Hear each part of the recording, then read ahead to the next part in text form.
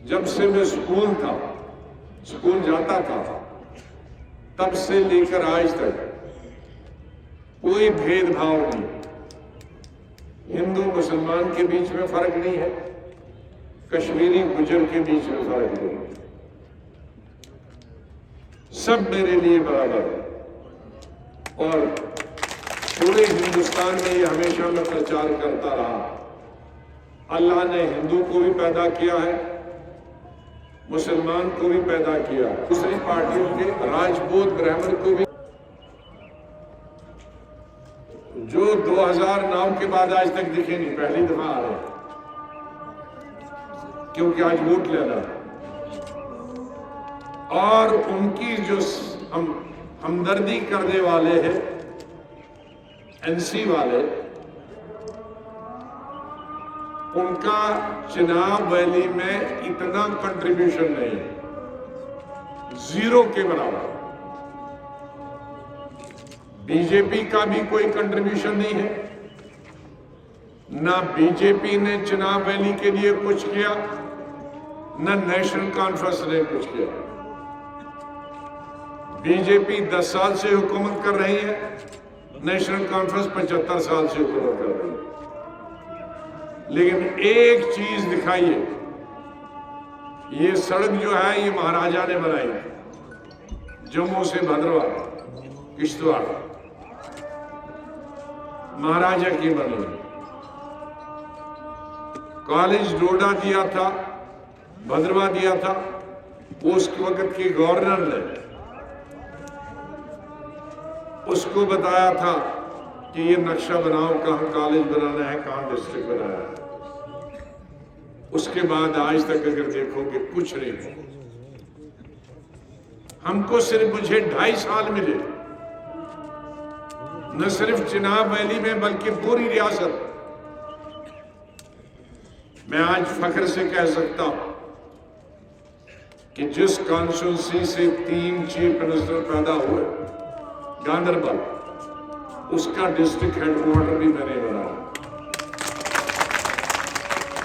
उसको डिस्ट्रिक्ट भी मैंने बनाया, उसको डिग्री कॉलेज में भी मैंने दिया। तो जो अपनी कॉन्स्टिट्यूंसी का 3 चीफ मिनिस्टर अस्पताल नहीं बना पाए, डिग्री कॉलेज नहीं बना पाए, डिस्ट्रिक्ट नहीं बना पाए, तो वो मुझे क्या शिकायत होगी? किश्तवाड़ के लिए किसके वक्त में एजुटेशन हुई? मैं कॉलेज में पढ़ता था 75 में। कौन चीफ मिनिस्टर था नेशनल कॉन्फ्रेंस? 76 में। रामबन में एजुटेशन, रियासी में एजुटेशन,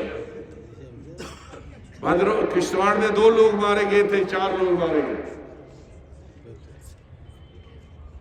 लेकिन नहीं दिया। 3 चीफ मिनिस्टर बदले उस पार्टी के। मैंने 2.5 साल में डिस्ट्रिक्ट दिया, कॉलेज भी दिया, मैंने रामबन को भी दिया।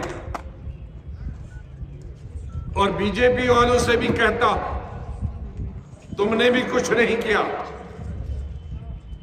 किश्तवाड़ का भी तुम्हारा एमपी था, रामबन का भी एमपी था, एमएलए था, और उससे पहले एमपी भी था गुप्ता साहब, कई साल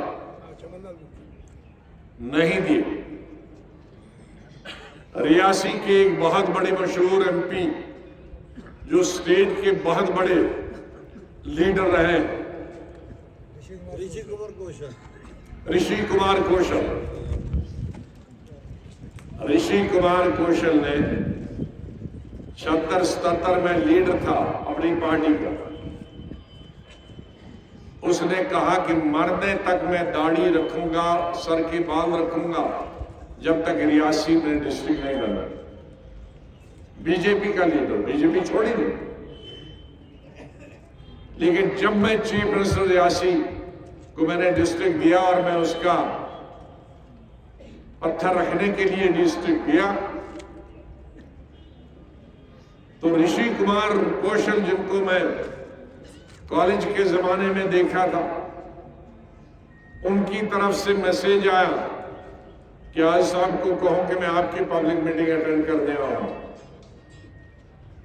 मैं हूं बीजेपी में ही, आपकी पार्टी ज्वाइन नहीं करूंगा, लेकिन आपके हाथ चूमने आऊंगा अपने डिस्ट्रिक्ट की, और साथ में नाई को भी लाऊंगा और स्टेज पे मेरे बाल काट।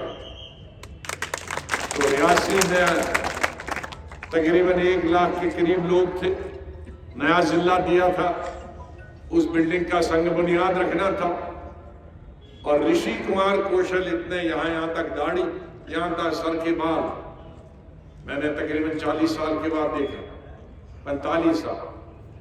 उनकी पत्नी, उनका दामाद बेटी और साथ में नाई। तो वहां उन्होंने मेरे स्टेज से सर के बाल भी और दाढ़ी भी काटा। तो बीजेपी भी उनका, अटल जी भी हुकूमत में रहे लेकिन वो नहीं कर पाया। इसलिए ये सब धोखा है, एनसी भी धोखा है, बीजेपी भी धोखा।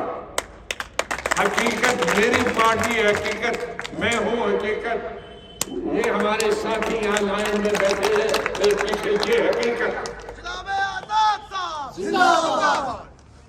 ये देखिए, बचपन से मैं देखता था, ये ठाठरी से लेकर बनहाल तक ये जो पार वाला इलाका था, जिसमें हिंदू आबादी ज्यादा और मुस्लिम कम, मैं बचपन से सोचता था कि इनकी सड़कें क्यों नहीं बनी, इनके स्कूल क्यों नहीं बने, इनकी इनके अस्पताल क्यों नहीं बने, इनके पुल क्यों नहीं बने। तो मेरे हिंदू भाइयों ने कहा क्योंकि हम एनसी को वोट नहीं देते थे इसलिए नहीं बना। मुसलमान भाइयों ने कहा हमें एनसी को वोट नहीं देते। तो आप कोई वोट नहीं देगा तो उसको खाना नहीं दोगे। मेरी पहली तकरीर थी सोपर में, और शायद मिलिटेंसी के बाद वो मेरी और आखिरी किसी चीफ मिनिस्टर की तकरीर अभी तक सोपर में हुई, क्योंकि गीलानी साहब जिंदा होते थे उनके वक्त कोई जुर्रत नहीं करता, लेकिन मैंने की चीफ मिनिस्टर की पहली तकरीर। और पहली तकरीर में मैंने कहा कि मेरी रियासत में जो भी हिंदू, मुसलमान, सिख, ईसाई और NC, Congress, PDP, BJP, Hurriyat के नाम पे इंसाफ बांटेगा, वो मेरी हुकूमत में नहीं रहे। मेरी हुकूमत में हिंदू को भी उतना हक, चाहे वो वोटे वोट दे या ना दे। हुर्रियत को भी उतना हक है, चाहे वो उसको वोट दे या ना। सियासी इख्तिलाफ रखे, एनसी, पीडीपी, उनको भी हक, सड़क की उनको भी जरूरत, अनाज उनको भी जरूरत, स्कूल उनको भी जरूरत, पुल उनको भी जरूरत, अस्पताल उनको भी जरूरत। और ये मेरे पास से आज भी जो मुझे कभी हिंदू और मुसलमान के नाम पे बांटना चाहता है वो कम ज़र्फ है, मेरे लिए सब एक है। ये जो सियासत करते हैं, कभी पाकिस्तान के नारे दिखा के नमक दिखाया 75 में, कभी वो सब्ज रुमाल दिखाया,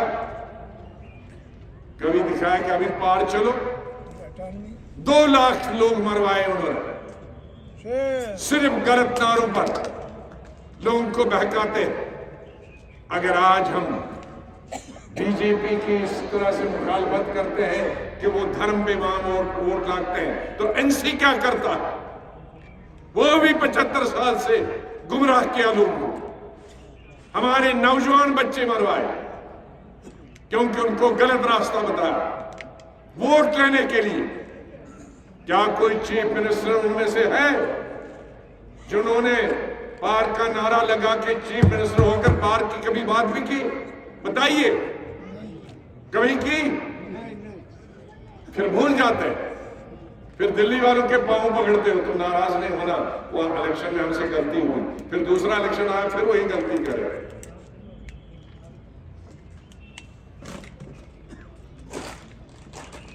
इस दफा पहली दफा पकड़े। एक राज्यसभा में था, मेरी 200 तकरीरें हुई हैं मोदी साहब की गवर्नमेंट के खिलाफ। ये 3 MP थे, राज्यसभा में एक तकरीर सुनाए, क्योंकि वह उनके सामने मुर्गी बन जाते हैं, यहां आकर शेर बन जाते हैं। लखन के ऊपर मुर्गी, यहां शेर। जब 370 खत्म हुआ, मैंने 1.5 घंटा तकरीर की। ये 3 आदमी थे, एक लफ्ज बोला, एक लफ्ज नहीं बोला। लेकिन 370 इलेक्शन मुद्दा बनाने वाले वही जो पार्लियामेंट नहीं बोले। फिर कहते हैं कि उसके बाद हमने जुलूस इसलिए नहीं निकाला कि हम बंद थे। अरे तुम सब लीडर तो 2 दिन पहले मोदी साहब से मिले कि हमको बंद रखो वरना हमें जुलूस निकालने पड़ेंगे, और यहां गलियों में हमको कहते हैं हम बीजेपी के साथ। जरा एक तकरीर करें मोदी साहब के खिलाफ यहां, क्योंकि सब ईडी वीडी केस खुलेंगे। मेरा कोई ईडी नहीं, मेरा घर भी अभी तक नहीं है, इनके यहां से लंदन तक घर है। गुलाम नबी आजाद ने कोई दौलत नहीं की। हिंदुस्तान में मैंने कहा, दिल्ली में, हिंदुस्तान में हिंदू मुस्लिम बीजेपी कांग्रेस कॉन्फ्रेंस कोई बला ये कह दे कि जिंदगी में मैंने किसी प्रोजेक्ट के लिए किसी तबादले के लिए बैठ जाओ किसी ठेकेदार से किसी मुलाजिम से एक नया पैसा लिया। इन लोगों तो हर होटल में पार्टनरशिप है, हर बिजनेस में पार्टनरशिप। गुलाम नबी आजाद ने आज तक पर्दे नहीं खोले। मैं हमेशा कहता था इनकी दौलतें 30 साल देखो, 40 साल पहले आज देखो। गुलाम नबी आजाद और उसके भाइयों की दौलत देखो, 50 साल पहले आज से 10 गुना थी, आज 10 गुना कम। क्योंकि मैंने किसी रिश्तेदार के नाजायज पावर का इस्तेमाल होने में।